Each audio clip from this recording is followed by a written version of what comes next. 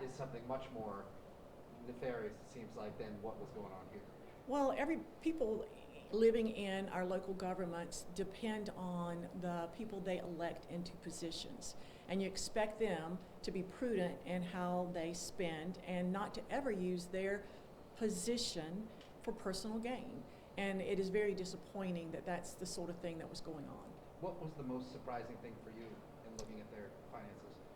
I think the most surprising thing for me is that you have a council member who's been serving for 17 years and has not paid a utility bill since 1999. And there were attempts to collect on the utility bill, and he didn't. He talked to the utility director of the utilities department and eventually got it worked out so that they wrote off $47,704. Now, given that, that's huge that you would use your position as a city council member to get almost $50,000 worth of utility bills written off. He now has, as of January 20, I'll say, he had another $3,000 in delinquent bills, and he continues to get service. So you think about the people living in Rocky Mount who are struggling to pay their bills, who are struggling to make ends meet, and wouldn't it be nice if they didn't have to pay their utility bills? And so again, the use of an elected position, your constituents trust you, and yet that position gets used for personal gain. That's, I mean, there's so much for Rocky Mount to do. What do you recommend that the city does to kind of rebuild trust with the taxpayers? They're going to have to prove to their citizens that they have controls, they have things in place that this could never happen again.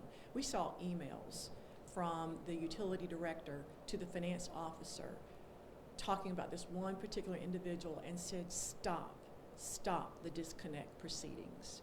There are documented where management got in the middle of this and said, stop disconnect proceedings against this person.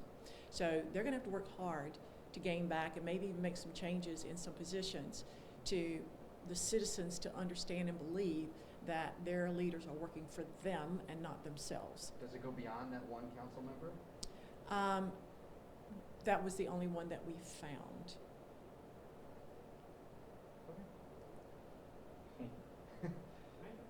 We looked at the accounts receivable, we looked at all the write-offs. I think one thing that's interesting to note is that the city wrote off almost $1 million of utility bills last year, many of them small, and the council members and the mayor didn't even know that the city had written them off. So there are some accountability issues and some approvals that are necessary to fix these problems. Thank you. Thank you, guys.